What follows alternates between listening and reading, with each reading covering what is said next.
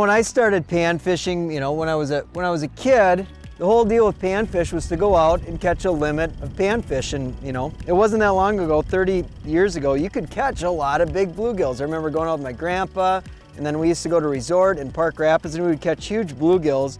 And in my lifetime, you've seen so many lakes that used to have those giants go to lakes that are just full of those little tiny, you know, silver dollar sunfish anymore. So there's been a real change in the, you know, the size structure of our panfish in the state of Minnesota. But what's happening now is we're actually starting to realize the consequences of what we did so many years ago. And you know, Muskies Inc., I fish a lot of muskies, has been a really great example of an organization that's promoted the catch and release. And now we're starting to see that same attitude with panfish. Selective harvest of the moderate sized fish and letting those really big bluegills go. Because people my age and older remember what it used to be like to go catch big bluegills, and today I believe it's actually harder to go catch 1 pound bluegills than it is 50-inch muskies. There we go. What you got? I'm not 100% sure, Jerry Bear, but it's really fun fighting it on this big long rod. It's a crop dog. Nice crappie? No, it's just an average good cutting size crappie. If we were here to eat fish, this would be the one that I would want to bring to my dinner table. And it's really full of eggs. See how fat the bottom is on that thing? She's ready to lay. Need a little heat and she'll be good to go.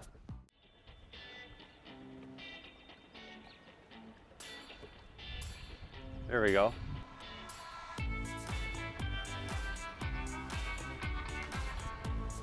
Big bluegill. Is it a big bluegill? Yep. Nice. Big bluegill. I love just the circles they run. Yeah, oh man, that is a sweet fish.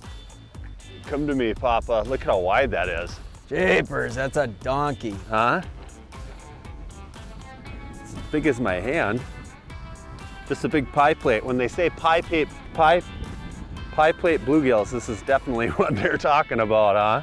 A few years ago, Jeremy, these are definitely the fish that were going in the fry pan, but these are the ones that these are the fish that keep the fishery alive. If you want to get a lake that you can consistently, you know, have an opportunity to catch these 10+ inch bluegills, they got to go back in the water.